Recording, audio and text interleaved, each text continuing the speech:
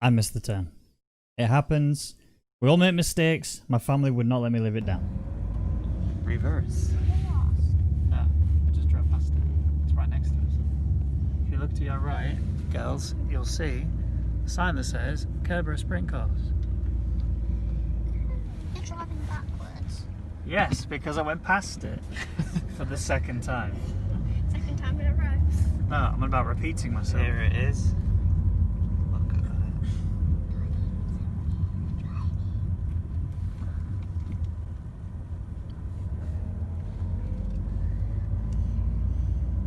I'm gonna make a TikTok video out of this. So upon arriving at the venue, it was really easy. It was one road in, one road out. There was a lady waiting for us when we arrived. She was a little lady, and we basically had to fill out some forms, basically say who we were, etc. We had a little temperature check as well, obviously for the COVID situation, make sure that we didn't have a rise in temperature or any sort of symptoms to suggest we had the virus. Obviously, we all passed it with no issues whatsoever, and yeah, we were allowed to go in. So we went in and completed those forms, and off I went.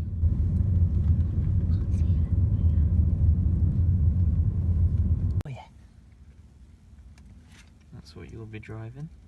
Well, hopefully not that one. Well, yeah. Ben's head's always annoying. Shut your mouth. Oh, look at him. Yeah, why don't you just fold your beard up? Give us a cheeky smile then. Your beard looks nice. He's Going off. Shake that booty. There you go. Just signed in, done the dues. I've got to have a briefing whenever I get shouted. I've been given a new mask. I've got my balaclava and my gloves.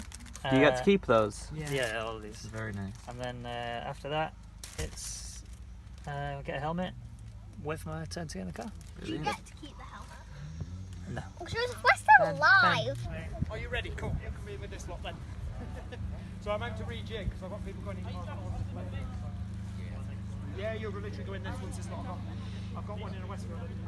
So I've got a gap, so you're in. I like gaps because it gives me space to run. You saw nothing. Who's cold? Finally, we were allowed to go through after a fair bit of waiting, but it was well worth it. Obviously, we have to all keep our distance, so I kept myself away as much as I could. Upon arriving to the cars, so obviously that was a little Westfield there, but then you got the 3 Formula Renault 2.0 a bit further up. One of the cars actually had a problem with its starter motor, and every time it was sent out, it had to be pushed off. I really didn't want to have that, despite the fact that it would have meant that I would have had to have actually accelerated away myself. I did want to try and get one myself. It was the number 1 car, which is the furthest on the right that you can see. So you can see when we were told to choose our cars, I quite very smoothly transitioned over to car number 3 and decided that was going to be the one. There was a bit of a wait time as they got the car prepped up, being down a little bit for me to get in. I was then asked to take my shoes off because the pedals are really narrow. They're really thin, really narrow, and you can't, you know, there's not a lot of foot space. It is very cramped in. I didn't realize how tight it was, and I actually had to sort of lower myself in quite nicely. It gives you a little eye opener to just how closed the cockpits actually are in these cars.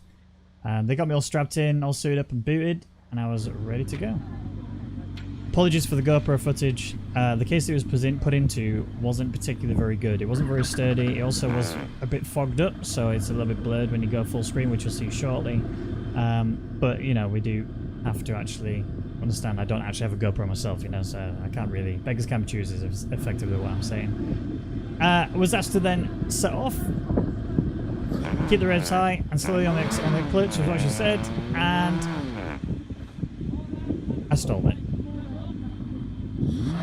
It's alright, they did a good job of being patient with me. But the second time lucky, eh?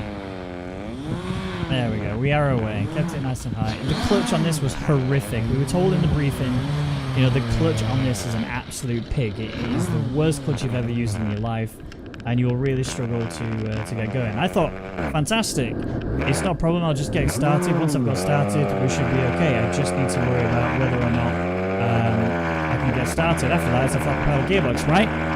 No, it wasn't flat pedal at all. It was every gear you wanted to change, you had to use the clutch, and so it was a bit of a nightmare. As you'll see when I come onto the back straights, there's like points where I'm trying to shift up a gear, and it doesn't really feel like it's shifted up. There's no sort of noise, there's no sort of indicator. The dash on the screen didn't actually have any sort of gear indicator to say you're in gear X or you're in gear Y. It was purely just gut feel, really. I was riding the clutch a lot in this. You'll hear that I turn the engine just suddenly goes quiet. And it's purely because I'm pretty much all the way down the clutch, just trying to keep the car from stalling, from stuttering, from any issues. But it was very kangaroo-y. Probably my fault. I feel like this car is designed to be driven fast rather than the speeds I was doing, which was very slow. So for your benefit, I have actually sped this GoPro footage up just a touch, just purely because I was driving it pretty slowly. That's entirely down to the insurance side of things. So the way that the insurance works on this was you could pay £25 to reduce the compulsory excess from £5,000 down to £500, which is great. But the bit that they didn't tell you was that that was only allowed if you were using a credit card. I don't have a credit card. I don't plan on getting a credit card. I just fully stick to the usual debit stuff. And so yeah, I was being a bit cautious with it because I had to pay £500 up front otherwise, which I did do, and yes, I'd get that back, but that's only if I didn't have any issues in the car. So obviously I was a bit nervous to even give this the full beans. I did take it easy through these corner sections. I opened it a little bit, just to try and get some more momentum out of it and just see what the G-forces were like, even in the slow speeds I was in. Obviously, getting nowhere near what you'd be seeing in an actual race, but this has been the first time I've ever driven a race car before.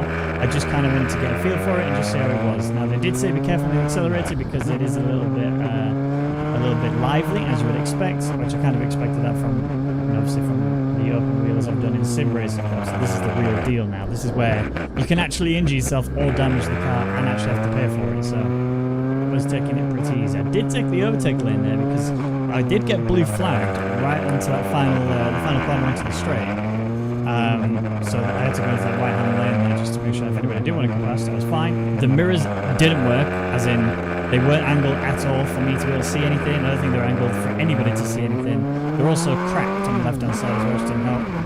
I did finally get to open the taps a little bit and push away quite nicely, but again, you can hear me just riding that clutch a little bit, just keeping it nice and firmly pressed when it came towards the end. I was braking way before the braking zones, just again to make sure that I was safe.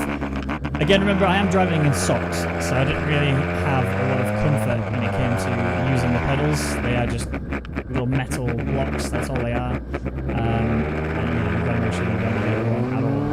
I tend to cramp when I drive without any shoes on, so I wasn't wanting to cramp and cause myself extreme amounts of pain. So after a few laps, I was then asked to bring it in and move over to the left-hand side and allow people through. There were some laps that didn't get shown here in the video.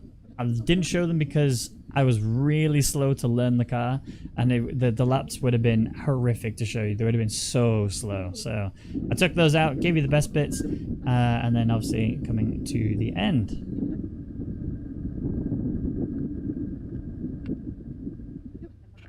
Finally got out of the car after they wheeled me back in, and they forgot to give me my shoes. So I had to go on a little mission to find my own shoes. You'll see in a second as I start walking around the back of the car trying to find them. But overall, it was a really great day. Really enjoyed the cars. It was obviously my first time ever driving anything of a racing pedigree, and it was fantastic. I definitely would do it again, but I would like to do it in a car where I don't have to worry about the consequences of having a crash. And I don't mean from a health perspective, I mean from the, a cost perspective.